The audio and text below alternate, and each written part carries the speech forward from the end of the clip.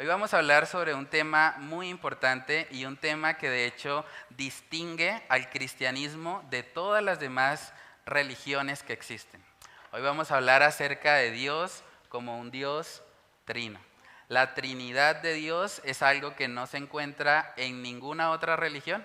Ustedes pueden preguntarle a los judíos, pueden preguntarle a los musulmanes, hinduistas, y la concepción de un Dios trino es algo que solamente se encuentra o que es característico del cristianismo bíblico. Entonces hoy vamos a estar hablando acerca de ese atributo de nuestro Dios y para eso vamos a ir a Mateo capítulo 3. Mateo capítulo 3, versículos del 16 al 17. Entonces si alguien tiene ahí ese pasaje lo puede leer y comenzamos con oración. Y aquí los cielos fueron abiertos. Gracias. Y vio al Espíritu de Dios que descendía como paloma y venía sobre él. Y hubo una voz de los cielos que decía: Este es mi Hijo amado, en quien tengo complacencia. Amén. Vamos a orar para pedir la dirección del Señor. Padre, oramos, Señor, para que tú nos ayudes a poder contemplar, Señor, este atributo tuyo de la Trinidad. Padre, sabemos que nuestra limitada comprensión humana no va a poder tener totalmente claridad en lo que esto significa, pero sí podemos, Señor, observar en tu palabra cómo tú te revelas a ti mismo como un Dios que es uno, pero que existe en tres personas. Padre, que seas tú ayudándonos a contemplar esto, a abrazarlo con gozo, con fe, reconociendo, Señor, que las criaturas somos limitadas y que tú eres el creador y que debemos, Señor, reconocer que necesitamos de tu gracia, de tu misericordia y de tu favor en nuestras vidas para poder contemplar o comprender algo de lo que es tu atributo de la Trinidad, Señor. Oramos para que tú nos ayudes a poder ir a tu palabra y permitir que sea ella quien sea moldeando nuestra manera de pensar respecto a este tema, Señor, y que podamos también aplicarlo en nuestra vida, Señor, que así como la Trinidad nos da testimonio de unidad, de sujeción en amor, Padre, que también nosotros podamos ejemplificar esas características en nuestras vidas cristianas, Señor. Oramos para que tú seas exaltado por medio de este estudio bíblico. Te lo pedimos, Señor, en el nombre de Cristo Jesús. Amén y amén. Bueno, hermanos, entonces vamos a hablar sobre este tema de la Trinidad y para eso coloqué ahí algunas preguntas para introducirnos a la temática. La primera es: ¿la doctrina de la Trinidad enseña que hay tres dioses? Ok, bueno, vamos bien. La doctrina de la Trinidad no enseña que hay tres dioses. Hay que tener mucho cuidado porque es el principal señalamiento que hacen las personas que pertenecen de pronto a una iglesia unicitaria. Ellos dicen básicamente que la Trinidad enseña que hay tres dioses, pero eso es una distorsión de lo que la doctrina genuinamente enseña. La palabra Trinidad no la vamos a encontrar en la Biblia. También es otro señalamiento que algunos hacen. ¿Ustedes de dónde sacaron esa doctrina? Eso es doctrina de hombres. Pero cuando hablamos de la Trinidad, si no quieren usar la palabra está bien, pero podemos hablar del concepto. Y el concepto sí está muy claramente reflejado en las Escrituras. Eso es muy importante. De hecho, no vamos a encontrar la palabra omnisciente en la Biblia. ¿Significa que porque no está la palabra omnisciente en la Biblia, entonces Dios no es omnisciente? No, porque encontramos el concepto de que Dios conoce todas las cosas. Entonces, la doctrina de la Trinidad no enseña de ninguna manera que hay tres dioses en la Biblia. La Biblia es muy clara al decirnos que hay un solo Dios. Jehová uno es. Entonces vale la pena preguntarnos, ¿por qué se habla del Padre, del Hijo y del Espíritu Santo? Padre, Hijo y Espíritu Santo son tres personas diferentes que representan a un solo Dios. Y es algo que nuestra comprensión humana no alcanza a dimensionar. Es algo que pues nos cuesta mucho entender, pero realmente cuando vemos la palabra de Dios, vemos que cuando se habla del Padre, se le menciona como Dios. Cuando se habla del Hijo se le menciona como Dios, cuando se habla del Espíritu Santo se le menciona como Dios. ¿Cómo reconciliamos esas cosas? Probablemente en nuestra limitada comprensión humana no es posible, pero viendo la revelación que Dios nos ha dado, podemos abrazar por fe el hecho de que el Padre, el Hijo y el Espíritu Santo son tres personas diferentes, pero son un solo Dios. Entonces, pregunta, ¿es lógicamente posible que Dios sea tres y uno a la vez? Matemáticas, 3 es igual a 1, 1 es igual a 3. Bueno, pareciera una contradicción lógica, ¿cierto? Pero hay que tener presente de que cuando hablamos de que Dios es uno, hablamos de que Él es uno en esencia. O sea, las tres personas de la Trinidad, el Padre, el Hijo y el Espíritu Santo, son diferentes. El Padre no es el Hijo no es el Espíritu Santo. Cada uno es diferente, pero los tres son uno. Y ahí es donde vemos que no hay una contradicción lógica. Si fuese uno en esencia y tres en esencia, pues sí habría un problema. Pero cuando hablamos de la Trinidad, hablamos de tres personas diferentes y un solo Dios. Entonces, por eso no hablamos de una contradicción ni de algo que es lógicamente imposible. De hecho, bueno, les compartí un video también en el grupo del Faro donde, digamos, extiende un poco más esa explicación usando el tema de las dimensiones. Nosotros no podemos imaginarnos un mundo más allá de las tres dimensiones, porque vivimos en un mundo donde todo, digamos que lo que conocemos, tiene tres dimensiones: el largo, el alto y el ancho, ¿cierto? Pero teóricamente, bajo lo que muchos científicos hoy en día han realizado, se puede hablar de una cuarta, incluso quinta, sexta, séptima, octava, hasta 11 dimensiones han llegado a hablar los científicos. Ahora, podemos imaginarnos eso, ¿no? Pero no hay una contradicción lógica. Es posible que existan estas dimensiones independientemente de que por nuestra limitada comprensión tridimensional, pues podamos observar o imaginarnos cómo sería un mundo de 11 dimensiones. Algo parecido sucede cuando hablamos de la Trinidad. Probablemente no vamos a poder verlo totalmente o entenderlo análogamente a alguna de las cosas que conocemos, pero basados en la palabra podemos llegar a la conclusión de que Dios existe en tres personas y Dios es uno solo, ¿cierto? Entonces, ¿existe alguna analogía terrenal que pueda describir con fidelidad lo que representa el atributo de Dios de la Trinidad? Bueno, yo no sé si me equivoqué, ¿no? Pero yo he escuchado que hay una analogía con el agua, ¿sí? No sé si es cierta por completo, ¿no? Pero me hace entenderlo mucho mejor. Y es que a pesar de que cambie de estado el agua, no cambia en su composición física o en química, es la cosa, ¿no? Sí. Entonces, es lo que pudiera parecer. Listo. Hay muchas analogías que se han tratado de utilizar para ejemplificar la Trinidad, ¿sí? Yo creo que la mayoría lo ven, pero no lo analizamos. Es una cosa del trébol. El trébol tiene tres hojitas, pero es una sola. ¿El qué? El trébol. La El hoja trébol del son trébol, tres hojitas, pero es una. O sea, podemos hablar Padre, Hijo y Espíritu Santo, en esencia es un solo Dios, en el mismo trébol. Sí, hay muchas analogías que se han intentado hacer para de alguna manera ejemplificar lo que la Trinidad representa, pero hay que tener mucho cuidado con ellas porque no representan lo que la Trinidad es.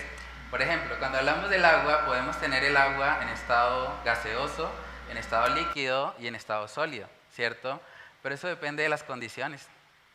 O sea, el agua es vapor dependiendo de si ha superado, digamos, el punto de ebullición del agua y está en estado gaseoso.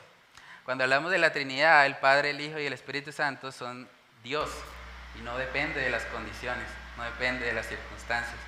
También el vapor o el agua en estado gaseoso no es el agua en estado líquido, ¿cierto?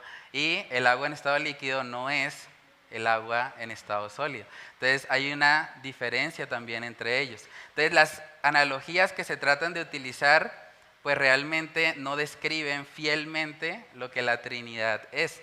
Muchos han usado también la analogía del huevo. Dicen, bueno, así como hay una cáscara, una yema y la clara, entonces esos tres forman el huevo, entonces es como Dios.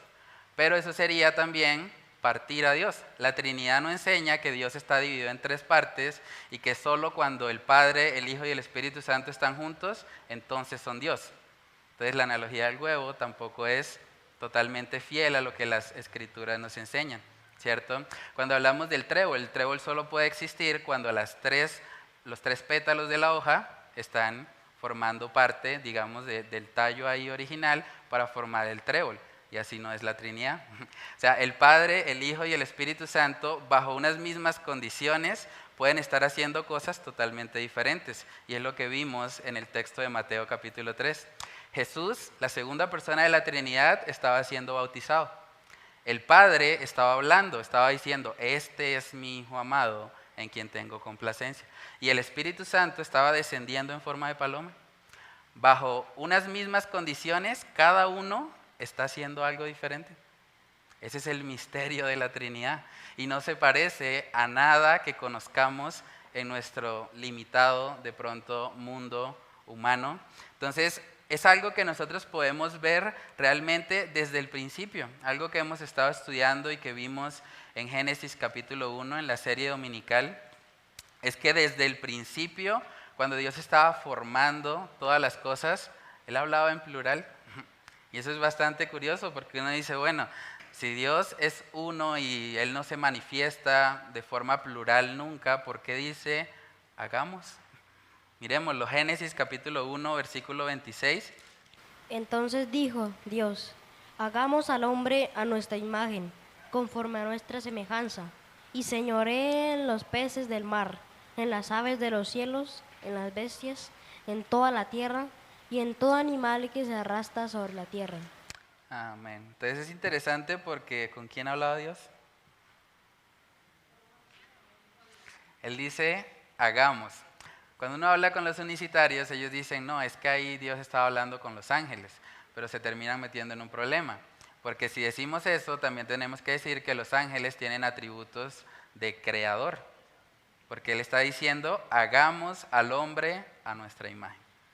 Entonces, la única forma de poder comprender, digamos, el texto es que reconozcamos por lo menos que Dios es una pluralidad. Dios está diciendo, hagamos, ¿cierto? Hagamos al hombre a nuestra imagen. Y no solamente lo vemos ahí. De hecho, hay muchos vistazos, por así decirlo, de la Trinidad en el Antiguo Testamento. Vamos a mirar otro ejemplo. Isaías capítulo 6. Isaías capítulo 6, versículo 8. Después oí la voz del Señor que decía, ¿a quién enviaré? ¿Quién irá por nosotros? Entonces respondí yo, heme aquí, envíame a mí.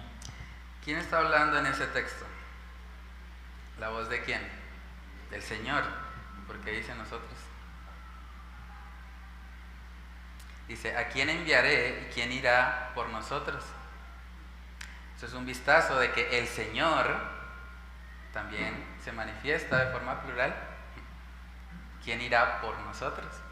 Hay muchos textos así. De hecho, hay mucha gente que argumenta y dice, no, es que el Antiguo Testamento nunca habla de la Trinidad. Pero realmente, cuando nosotros miramos muchos pasajes, nos damos cuenta que Dios se refiere a sí mismo de forma plural.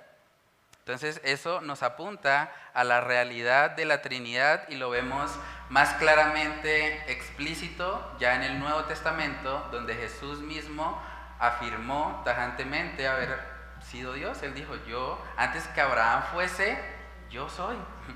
Entonces Jesús está diciendo, yo soy Dios, ¿cierto? Y el Espíritu Santo también vemos en pasajes como Hechos, capítulo 5, capítulo 6, donde el Espíritu Santo, cuando Ananías y Zafira mintieron, dice la palabra que no mintieron contra hombres, mintieron contra Dios. Y dice más adelante que mintieron también contra el Espíritu Santo. Entonces, el Espíritu Santo y Dios es la misma persona, ¿cierto? Entonces, es muy importante tener claro este concepto y alejarnos de pronto un poco de lo que son las formas tradicionales tal vez de explicarlo, porque realmente nos llevan a concluir cosas que la palabra de Dios como tal no nos enseña. Algunos también han dicho, lo que pasa es que en el Antiguo Testamento Dios era el Padre. Luego, en el Nuevo Testamento, Dios era el Hijo. Y ahora, en el tiempo actual que estamos, Dios es el Espíritu Santo. Pero eso se conoce como modalismo, es una herejía muy antigua que básicamente muestra que Dios se expresa dependiendo de las condiciones de una manera diferente, que es de pronto el problema que pasa con el agua. El gas o el estado gaseoso se expresa así bajo ciertas condiciones, pero si las condiciones cambian, pues ahora se expresa como líquido o se expresa como sólido. Pero realmente cuando vamos a la palabra de Dios vemos que en todo tiempo, desde el principio, cuando Dios formó todas las cosas, ahí estaba el verbo. Dice Juan 1:1, en el principio era el verbo era con Dios, el verbo era Dios. El verbo formó parte de la creación. Dios creó todas las cosas, los cielos y la tierra, y vemos también en Génesis 1:2 que el Espíritu se paseaba sobre la faz de las aguas. Entonces, no podemos decir que en el Antiguo Testamento no estaba el Espíritu Santo, o no podemos decir que en el Antiguo Testamento no estaba Cristo, porque Él estaba presente desde la creación.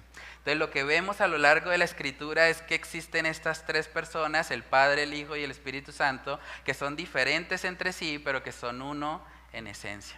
Y es interesante porque esa palabra uno no necesariamente implica que haya una unidad matemática. Por ejemplo, la palabra uno cuando dice que Jehová uno es la misma palabra que aparece cuando dice que el padre y el esposo y la esposa al casarse se unen y llegan a ser una sola carne. Ahora, el esposo y la esposa son una unidad matemática, ¿no? Pero cuando se unen en matrimonio, se unen como una sola carne. Y algo así es lo que vemos también en el misterio de la Trinidad, el Padre, el Hijo y el Espíritu Santo, tres personas diferentes, unidas como un solo Dios. Entonces, con lo que hay la Trinidad de Dios implica que Él es uno en tres personas. El Padre, el Hijo y el Espíritu Santo son tres personas diferentes que comparten igualmente y sin jerarquías los atributos de Dios. Eso es importante. El Padre no es más Dios que el Hijo. El Hijo no es más Dios que el Espíritu Santo. Los tres tienen la misma, digamos, deidad, los mismos atributos. Cuando hablamos de que el Padre es soberano, el Hijo es soberano y el Espíritu Santo es soberano. Cuando hablamos de que el Padre es santo, el Hijo es santo, el Espíritu Santo, como su nombre lo dice, es santo. Todos los atributos de Dios son compartidos por las tres personas de la Trinidad y no hay jerarquías, no quiere decir que uno esté por encima del otro. A veces se utiliza el término primera persona de la Trinidad para referirse al Padre, segunda persona de la Trinidad Cristo, tercera persona de la Trinidad del Espíritu Santo. Pero eso no es una jerarquía, eso es simplemente en términos de organizar la información, por decirlo de alguna manera. Pero no quiere decir que la primera persona de la Trinidad está por encima de la segunda o que la segunda está por encima de la tercera. Los tres representan totalmente los atributos de nuestro Dios. Y es algo muy interesante porque en este mundo, digamos que aborrece hasta cierto punto la sujeción, también podemos aprender mucho de esa relación entre el Padre, el Hijo y el Espíritu Santo. Porque la Biblia nos dice que Cristo Jesús se sujetó en todo al Padre, siendo igual a Dios.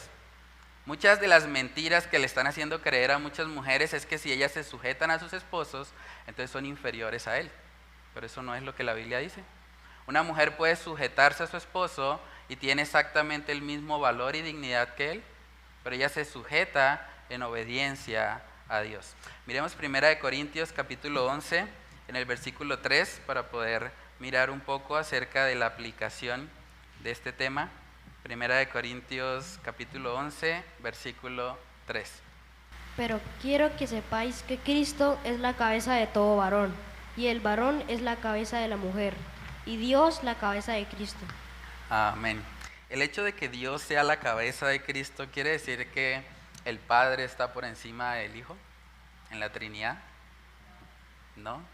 ¿Cierto?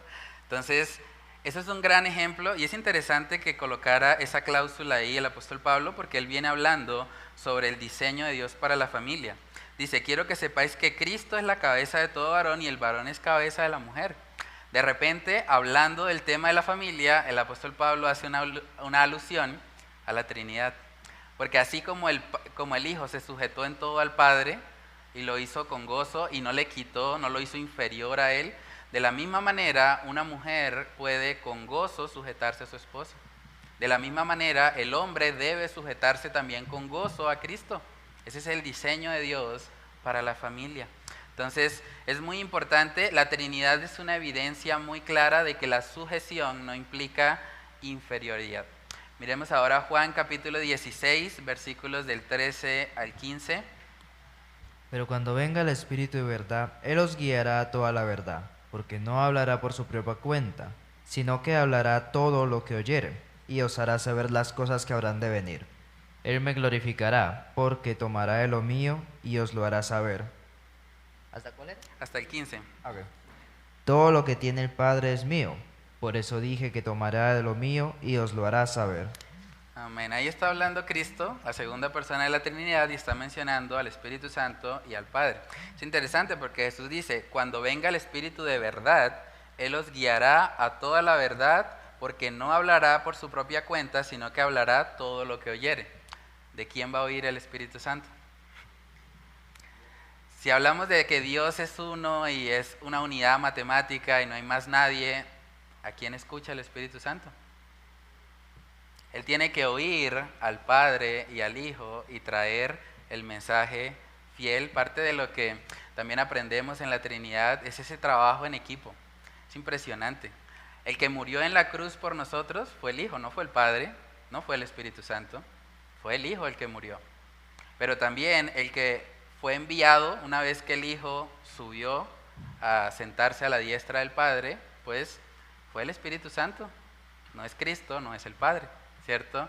Entonces podemos ver a lo largo de la Biblia ese trabajo conjunto de la Trinidad en el que están todos obrando de cierta manera para cumplir un propósito, ¿sí? Y es algo que se hace muy claramente evidente en la salvación. En la salvación, la Trinidad completa está obrando para salvar al ser humano. Y es algo que debe ser motivo de gozo para nosotros. Saber que fuimos escogidos por el Padre, que fuimos predestinados a ser hechos como el Hijo y que fuimos sellados por el Espíritu Santo, es un trabajo conjunto. La Trinidad completa estuvo obrando para nuestra salvación. Entonces coloqué ahí a manera de aplicación, todos los seres humanos fuimos creados a imagen y semejanza de un Dios trino. Por lo tanto, somos personas altamente relacionales que tenemos la capacidad de vivir en comunidad, unidad y sujetarnos con gozo sin llegar a sentirnos inferiores. Pregunta, ¿cuándo fue la última vez que agradeciste a Dios por cada persona de la Trinidad y por su ejemplo de perfecta unidad, sujeción y trabajo en equipo? Es interesante ver eso, el Padre, el Hijo y el Espíritu Santo obrando en diferentes circunstancias para el bien de su pueblo. Miremos 1 Corintios capítulo 12, versículos del 20 al 26, para ver un poco de lo que también el Señor demanda de nosotros como iglesia. 1 Corintios 12, versículos del 20 al 26. Pero ahora son muchos los miembros, pero el cuerpo es uno solo. Ni el ojo puede decir a la mano, no te necesito, ni tampoco la cabeza a los pies, no tengo necesidad de vosotros. Antes bien los miembros del cuerpo que parecen más débiles son los más necesarios, y a aquellos del cuerpo que nos parecen menos dignos, a estos vestimos más dignamente, y los que en nosotros son menos decorosos se tratan con más decoro, porque los que en nosotros son más decorosos no tienen necesidad, pero Dios ordenó el cuerpo, dando más abundante honor al que le faltaba, para que no haya desavenencia en el cuerpo, sino que los miembros todos se preocupen los unos por los otros. De manera que si un miembro padece, todos los miembros se duelen con él, y si un miembro recibe honra, todos los miembros con él se gozan. Amén. Eso habla de la unidad que el Señor desea que haya en la iglesia. Y es muy interesante porque empieza diciendo, ni el ojo puede decir a la mano, no te necesito. Hay gente que dice, yo no necesito una iglesia, yo oro todos los días en mi casa. ¿Con quién habla esa persona? Consigo mismo todo el tiempo.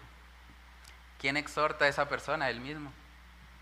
claro, esa persona todo el tiempo vive ensimismada, todo el tiempo gira, todo lo que hace, lo que piensa, lo que decide, gira en torno a sí mismo.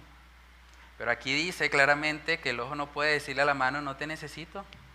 Nos necesitamos unos a otros en la iglesia. Necesitamos personas con quien relacionarnos. Tenemos un Dios trino, un Dios que desde el principio fue relacional. Y eso es muy impactante porque todas las formas de deidad, como les mencionaba al principio, que se muestran en otras religiones, hablan de Dios como uno, pero no es un Dios relacional. Saben que Alá no se relaciona con los musulmanes. O sea, ellos tienen un Dios simplemente que les dice, hagan esto y tal vez lo salvo.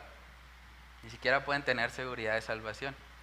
Muchos judíos, bajo la concepción que tienen de negar la Trinidad y demás, tampoco son personas que vivan una relación con Dios. Por eso también parte de lo que les impactó mucho a los judíos fue que Jesús se presentara como hijo de Dios. Para ellos eso era una herejía tremenda, porque ellos decían, ¿cómo así que hijo de Dios? O sea, ¿usted se cree igual a Dios? O sea, es imposible. Pero entonces, desde el principio nosotros vemos que Dios es relacional. Uno de los atributos de Dios es que Él es amor. ¿Saben que para amar se necesita algo a que amor? Si Dios fuese uno solo, en unidad, ¿cómo ama?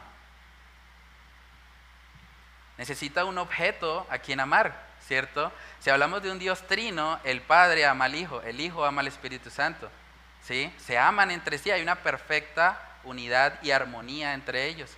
Y se pone en evidencia también el hecho de que nosotros, al haber sido creados a su imagen, somos seres relacionales también.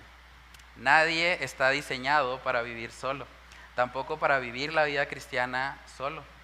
Todos necesitamos por lo menos un mentor en nuestra vida, alguien a quien podamos rendir cuentas, alguien a quien podamos decirle, tengo esta lucha, ayúdame, ora por mí, necesito que alguien me dé una palabra de ánimo. Tal vez estoy flaqueando, estoy sintiendo desmayar, necesito que alguien sea ese auxilio, esa persona que Dios coloque a mi alrededor para poder bendecirme y para poder levantarme. Todos necesitamos eso. No hay nadie que sea autosuficiente. Los pastores necesitan ser pastoreados también. Un pastor que dice, no, yo solo, yo hago el ministerio solo, a mí nadie me dice nada.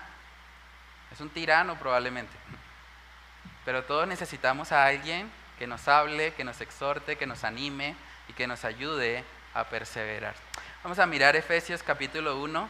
Este es un texto un poco largo, pero bueno, vamos a leerlo porque nos muestra muy puntualmente el obrar de la Trinidad en la salvación. Efesios capítulo 1, versículos del 3 al 14. Bendito sea el Dios y Padre de nuestro Señor Jesucristo, que nos bendijo con toda bendición espiritual en los lugares celestiales en Cristo, según nos escogió en Él antes de la fundación del mundo, para que fuésemos santos y sin mancha delante de Él, en amor, habiéndonos predestinado para ser adoptados hijos suyos por medio de Jesucristo, según el puro afecto de su voluntad, para alabanza de la gloria de su gracia, con la cual nos hizo aceptos en el amado, en quien tenemos redención por su sangre, el perdón de pecados según las riquezas de su gracia, que hizo sobreabundar para con nosotros en toda sabiduría e inteligencia, dándonos conocer el ministerio de su voluntad, según su beneplácito, el cual se había propuesto en sí mismo, de reunir todas las cosas en Cristo, de la dispensación del cumplimiento de los tiempos. Así, las que están en los cielos como las que están en la tierra, en él asimismo tuvimos herencia, habiendo sido predestinados conforme al propósito del que hace todas las cosas según el designio de su voluntad, a fin de que seamos para alabar de su gloria. Nosotros los que primeramente esperábamos en Cristo, en él también vosotros, habiendo oído la palabra de verdad, el evangelio de vuestra salvación, y habiendo creído en él, fuisteis sellados con el Espíritu Santo, de la promesa, que es las arras de nuestra herencia, hasta la redención de la posesión adquirida para alabanza de su gloria. Amén. Tremendo eso, ¿no? El Padre nos escoge en Cristo, la segunda persona de la Trinidad, y nos sella con el Espíritu Santo. Y esas son las arras de nuestra herencia. ¿Saben cuáles son las arras? Cuando una persona hace un negocio, las arras es la garantía, lo que uno da como para pisar el negocio, ¿cierto? Ahora nos están diciendo que el sello del Espíritu Santo sobre los creyentes es como las arras. Es como si Dios estuviese diciendo, bueno, ya lo pisé el negocio. Que ha sido sellado por mí, se acerca o va hacia una ciudad celestial. Va a una plenitud plena y perfecta conmigo por la eternidad. O sea, el Espíritu Santo, por así decirlo, es esas arras que el Señor nos ha dejado para que tengamos seguridad de que el negocio con Él es seguro, de que vamos a la eternidad, de que la promesa de la vida eterna no es falsa, es una realidad. Y el Señor nos coloca ahí el Espíritu Santo para que tengamos esa seguridad y esa convicción. Entonces, es impresionante, hermanos, ver que desde antes de la fundación del mundo, antes de que todo fuese creado, la Trinidad eterna, que siempre ha existido, pensó en nosotros. Es impresionante. O sea, la Trinidad que era autosuficiente, que no necesitaba nada fuera de ella, un día el Padre decidió escogernos. Un día Cristo decidió venir al mundo y morir en nuestro lugar. Un día el Espíritu Santo dijo, yo voy a sellar esa promesa, voy a hacer esas arras de la herencia que le espera a quienes han creído en Cristo. Es impresionante. El Padre, el Hijo y el Espíritu Santo trabajando en equipo para nuestra salvación. Y todo por gracia, porque no había nada bueno en nosotros. No había algo que motivara a Dios a escogernos. ¿Qué motivara al Señor a escoger personas como nosotros? Cuando no hay justo ni aún uno. No hay quien busque a Dios. Entonces, contemplar eso debe llevarnos a adorar a nuestro Dios por su fidelidad, por su misericordia y por la obra de gracia que cada miembro de la Trinidad ha hecho para nuestra salvación.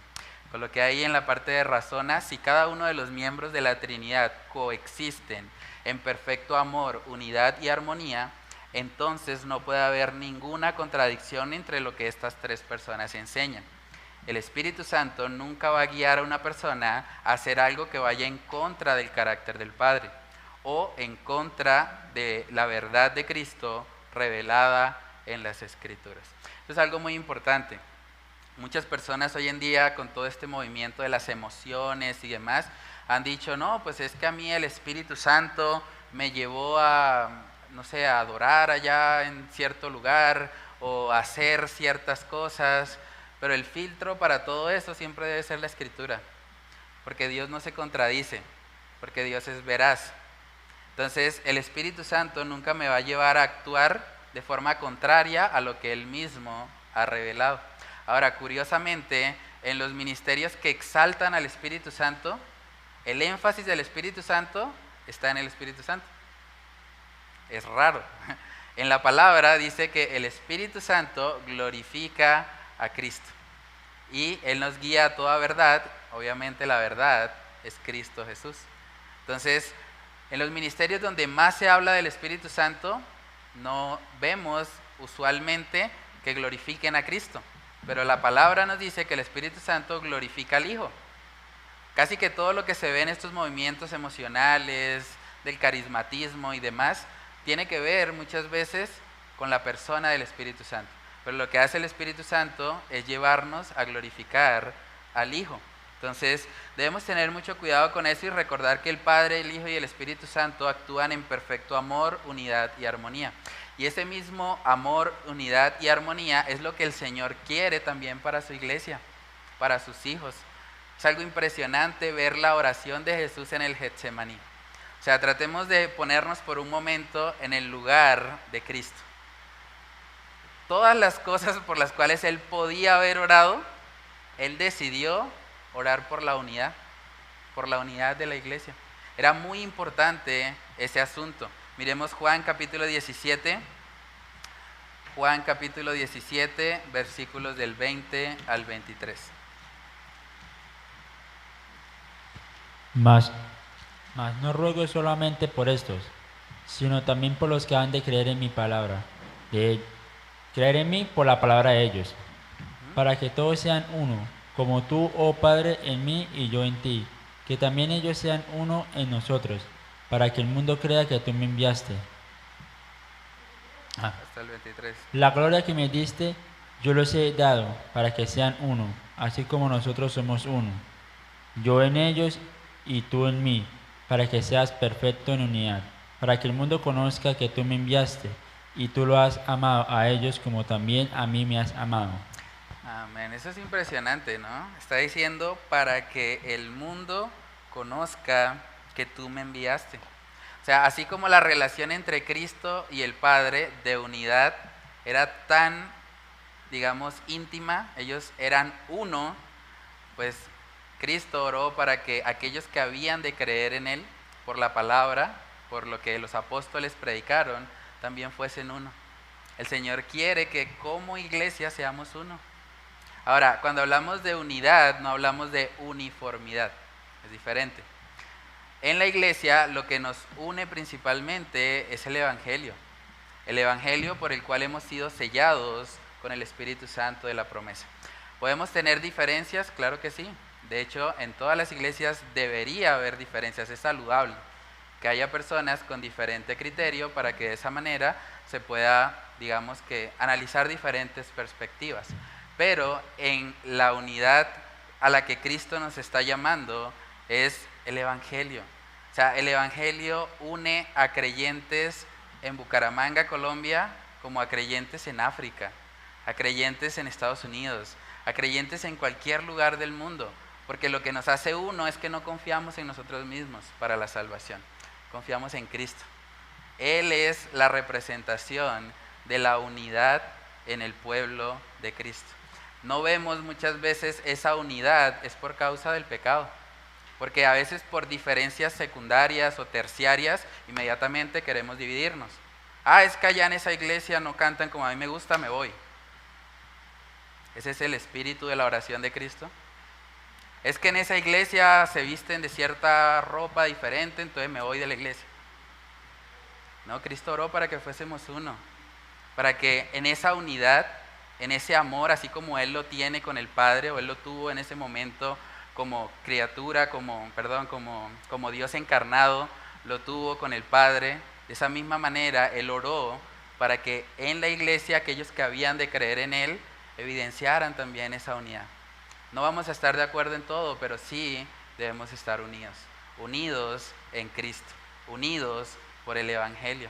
Es interesante porque es un ministerio que les he compartido mucho, se llama Coalición por el Evangelio. Y en ese ministerio ustedes pueden encontrar bautistas, pentecostales, presbiterianos, personas de diferentes denominaciones que hicieron, por así decirlo, una coalición por el Evangelio. Ellos saben que lo que los une como iglesias, como hermanos en la fe, es el Evangelio. Y por lo tanto pueden hacer una coalición para trabajar juntos en el avance de ese mensaje, aunque tengan diferencias en otras áreas. Y es por lo que Jesús también oró, que la iglesia sea una, que el mundo no vea que los cristianos se están matando entre sí, que están peleando, que uno piensa una cosa y piensa el otro y se agarran a pelear y hay problemas y los cristianos son contenciosos, los cristianos hay que tenerles miedo. No, más bien que los cristianos tienen diferencias en amor, que los cristianos pueden reflejar la unidad en medio de la diversidad. No somos iguales, pero podemos mantenernos unidos para la gloria de nuestro Señor Jesucristo. Miremos Efesios capítulo 4 para ver también otra aplicación sobre este tema de la unidad entre los creyentes. Efesios capítulo 4, versículos del 1 al 6. Dice: yo pues preso en el Señor, os ruego que andéis como es digno de vocación con que fuisteis llamados, con toda humildad y mansedumbre, soportándoos con paciencia los unos a los otros en amor, solícitos en guardar la unidad del Espíritu en el vínculo de la paz, un cuerpo y un espíritu, como fuisteis también llamados en una misma esperanza de vuestra vocación. Un Señor, una fe, un bautismo, un Dios y Padre de todos, el cual es sobre todos y por todos y en todos. Amén. Amén. Solícitos en guardar la unidad del Espíritu. La unidad es del Espíritu con E mayúscula, el Espíritu Santo. El Espíritu Santo nos hace uno y podemos tener diferencias en muchas áreas, en muchos aspectos, pero si alguien ha sido genuinamente sellado por el Espíritu Santo, es mi hermano en la fe y puedo amarlo, puedo tener comunión con él, aunque tengamos diferencias en otras áreas. Ahora, eso no es ecumenismo, hay que aclarar eso. Cuando hablamos de ecumenismo, hablamos de unámonos y no importa la doctrina, solo importa el amor. Eso es una herejía, eso es algo que debemos combatir. Pero lo que Cristo oró no era por ecumenismo, Cristo oró por unidad. Unidad en medio de la diversidad. Unidad que honra al Padre, así como Él y el Padre eran uno, que también sus hijos, sus seguidores también fuesen uno. ¿Sí, hermana? Estaba pensando precisamente en eso, que es que, bueno, el catolicismo, Roma es la principal que siempre ha promovido eso de la unión de todas las iglesias, de todas las religiones, bajo la bandera del amor, de la unidad, sí, que todos seamos uno, porque Dios quiere que Cristo oró para que todos fuéramos uno. Pero sí, exactamente eso es el ecumenismo. O sea, es una unidad de toda clase de religión, de toda clase de creencias, sin importar en quién crea, todos unidos bajo la bandera del amor. Sí. Pero está bien que tener eso presente, porque la unidad es en el Evangelio. Sí. ¿Sí? Sí, unidos en el Espíritu. Sí, entonces, de verdad es muy importante eso. Vivimos en una cultura donde estamos sobresaturados de información. Ustedes pueden mirar las redes sociales y darse cuenta que casi que para cualquier tema hay 10, 100, 20 opiniones diferentes y muchas veces es difícil discernir. Por eso es muy importante que vayamos a las Escrituras. Antes de escuchar a cualquier predicador, yo debería por lo menos haber leído mi Biblia completa, porque si no lo hago, fácilmente voy a ser influenciado por esa tendencia. No, es que yo escucho a Juan Manuel Vaz, si lo dice él, amén. No, es que yo, Sugel Michelén, es que, miren, ninguno predica como Sugel Michelén. No, pero es que ellos no, usted no conoce a Miguel Núñez, ¿usted ha visto los libros que ha escrito ese hombre? Uf, ese hombre es la cúspide de la teología. No, es que R.C. Sproul, no, pues, algunos han llegado incluso a decir que el 5% de un predicador es mejor que todo el evangelicalismo.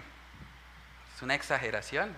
Y eso sucede cuando el énfasis se coloca en el hombre y no en la palabra de Dios.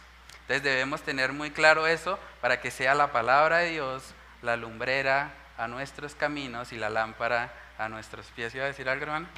Sí, algo más, y es que, o sea, que también hay que tener cuidado con lo que significa los términos, ¿no? Porque para algunas religiones o algunas iglesias el evangelio, ellos hablan de evangelio, pero no es el mismo significado o el mismo evangelio que es el evangelio bíblico. Sí. Ellos hablan de salvación, pero no es la misma salvación o no tiene el mismo significado del cual habla la Biblia.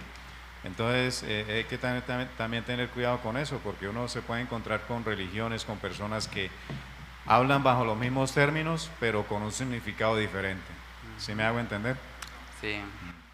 Sí, eso es muy importante. De hecho, uno puede encontrarse incluso, no sé, testigos de Jehová o personas que activamente están en una secta donde ellos utilizan un término semejante o parecido. Parece incluso que citan las Escrituras. Entonces hay que tener mucho cuidado, porque la Biblia también nos dice que el diablo se viste de ángel de luz. O sea, puede parecer alguien como cristiano que usa un lenguaje parecido al de la Biblia, pero siempre debemos nosotros ir a la Escritura y mirar si lo que esa persona afirma realmente está cimentado en la Escritura. Y es muy importante, sobre todo cuando hablamos del Evangelio. O sea, podemos tener diferencias en otros temas, pero en el Evangelio no. El Evangelio no es negociable. El Evangelio, incluso si un ángel del cielo, dice la palabra, viene, desciende desde el cielo mismo y nos predica otro mensaje de salvación, sea anatema, lo rechazamos.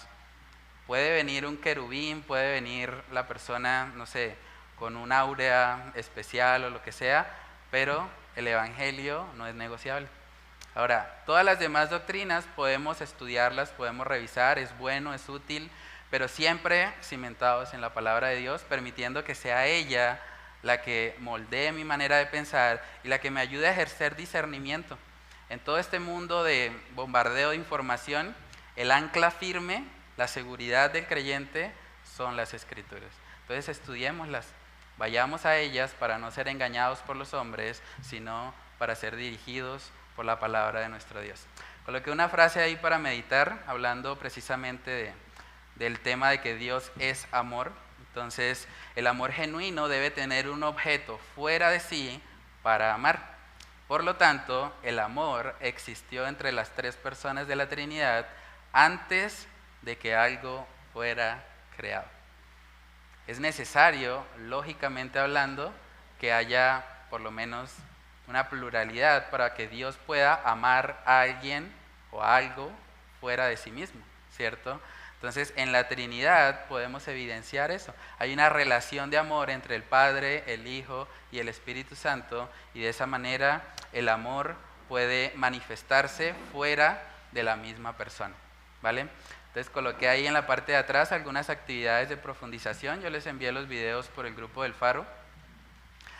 Bueno, hay una conversación en español del pastor Paul Washer sobre este tema de la Trinidad, y un video también del pastor Sugel Michelén que se llama ¿Qué es la Trinidad? Entonces pueden ver los videos y escribir ahí en el recuadro las principales enseñanzas que te dejaron.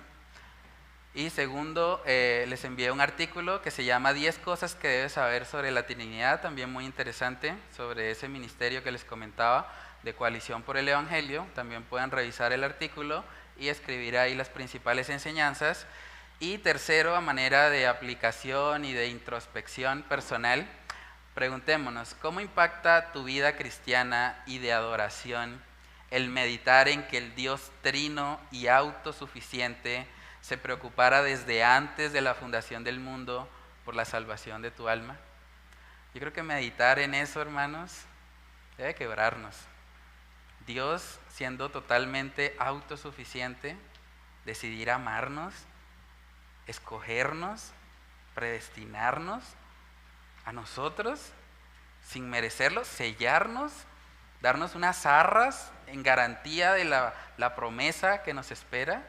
Es impresionante. Eso debe llevarnos a adorar y a gozarnos en la naturaleza trina de nuestro Dios. Entonces, no sé si alguien quiere comentar algo sobre ese tema. Sí. Estaba pensando en todo esto de la Trinidad, y me impresiona cómo lo que acabamos de hablar, ¿no? Como un Dios completo, autosuficiente, se manifiesta de manera completa, Padre, Hijo y Espíritu Santo, en influencia hacia nosotros, ¿no? Y no en forma general, o sea, no vemos esa influencia diciendo, bueno, a todos, como hablando en forma general, pues ahí está el Padre, ahí está el Hijo y ahí está el Espíritu Santo, sino de forma individual. Los textos de la Biblia dicen que a cada uno de nosotros, o sea, el Padre está pendiente de nosotros, el Hijo murió de manera individual por nosotros, y el Espíritu Santo nos acompaña y nos dirige, nos influye a nosotros de manera individual. Y eso me impresiona, ¿no? Porque como decíamos, ¿qué necesidad? O sea, no tenía ninguna, ¿no? Entonces, eso me llama la atención. No recuerdo en ningún texto bíblico ver cómo se ejerce la influencia de la Trinidad, por ejemplo, en plantas o en animales, ¿no? O sea, no acompaña a los perros, no acompaña a no dice que sustenta los perritos, ni sino siempre dirigido al ser humano. Entonces, eso me impresiona. Y por último, me lleva a pensar, generalmente nosotros no damos una garantía que tenga más valor que lo que vamos a comprar, ¿sí? O sea, si usted va a comprar una casa, usted no va a dar una garantía que sea de más valor que la casa. Normalmente da una garantía para amarrar el negocio y es de mucho menos valor. Pero con Dios fue totalmente distinto. Mi valor no era tan grande como el Espíritu Santo. Y sin embargo, Él colocó al Espíritu Santo como garantías, a pesar de que quizás Él, conociendo mi vida, sabía la montaña de errores que yo iba a cometer a través de ella. Y aún así, por usar un término quizás no adecuado, apostó por depositar esa garantía en mi favor. Y pues, como dice el pastor, eso es impresionante. Sí, de verdad que cuando uno medita en este tema y en la obra que cada miembro de la Trinidad ha hecho, es impresionante. Es una razón de verdad para adorar a nuestro Dios. Entonces, no sé si alguien más quiere comentar algo. Bueno, primero pues me causaba curiosidad, sí, el saber lo que también yo leía en Isaías 42:8, donde dice que Dios no comparte su gloria con nadie, ¿sí? Y es saber de que pues aquí en esta primera frase nos preguntábamos si hay tres dioses, ¿sí? Y es saber de que solamente es Él, y Él no va a compartir su gloria con nadie.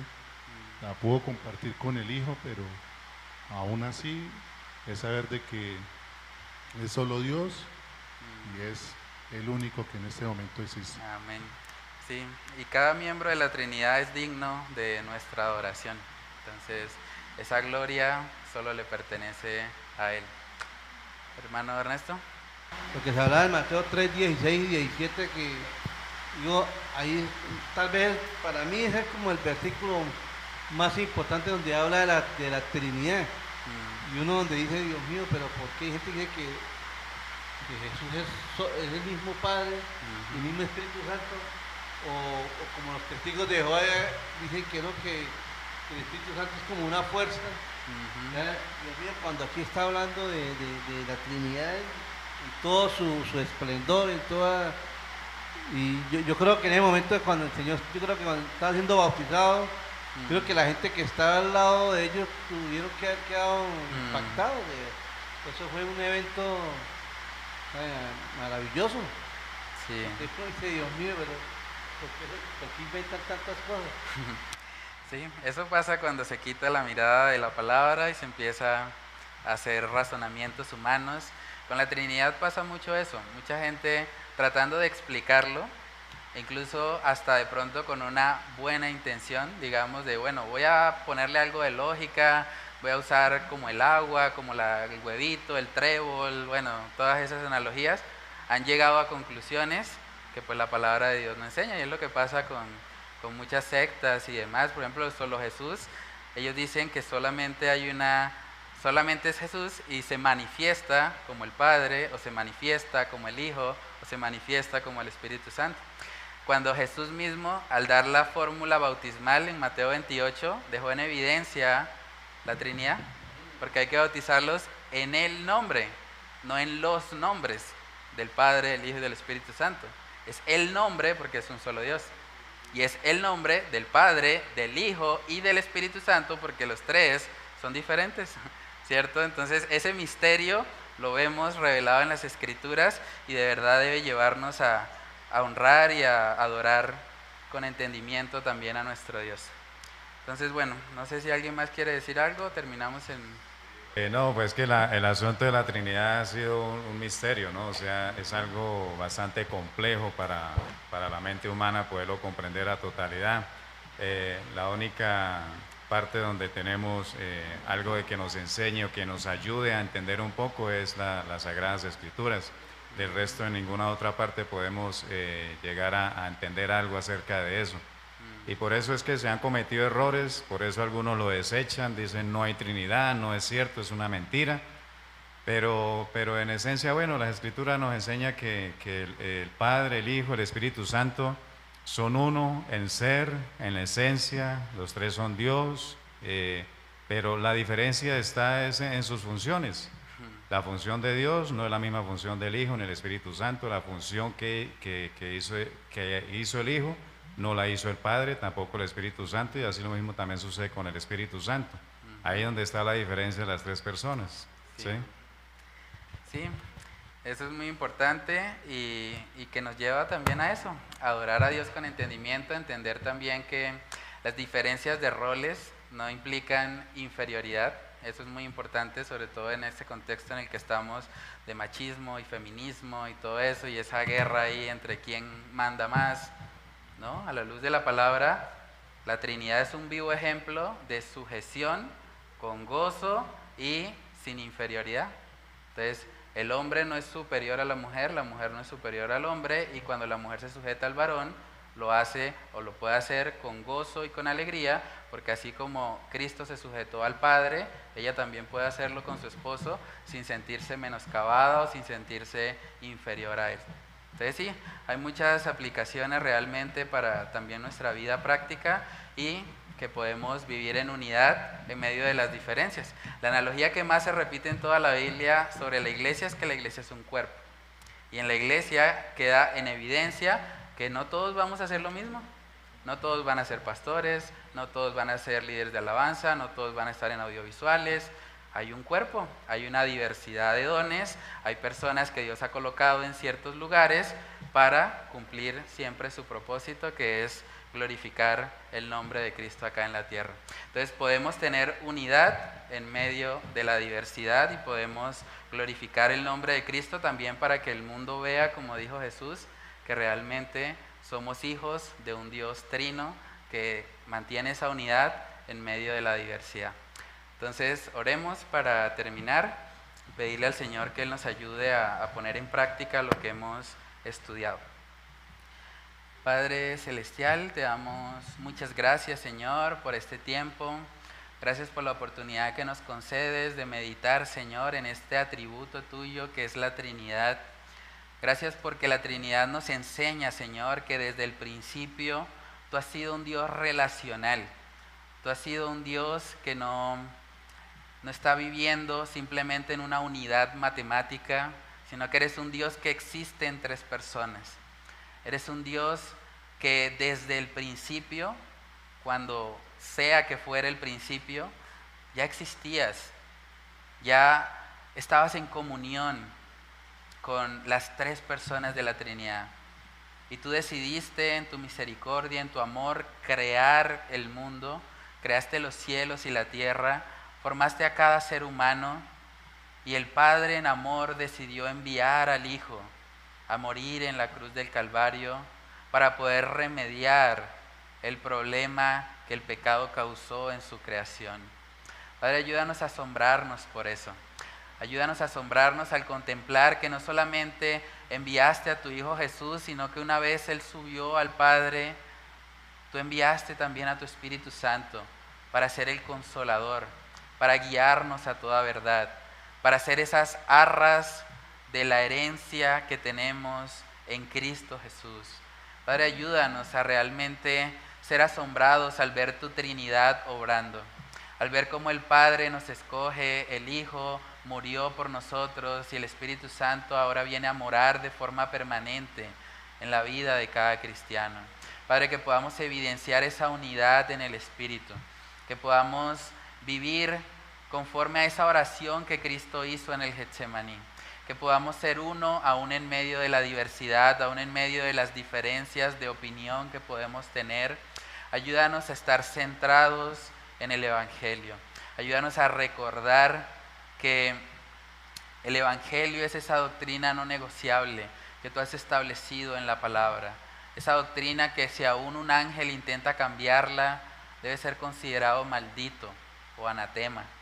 Padre, que seas tú obrando, ayudándonos a asombrarnos, Señor, al ver esa perfecta unidad que hay en la Trinidad, y que podamos procurar, Señor, como iglesia también ser una iglesia unida, ser una iglesia donde los miembros se duelen cuando alguno es herido, cuando alguno está en tribulación, que podamos gozarnos con los que se gozan, que podamos llorar con los que lloran y que podamos evidenciar, Señor, por medio de nuestra palabra y nuestra conducta, que procuramos siempre crecer en la unidad y no en la división, y no en la contienda, y no en los problemas.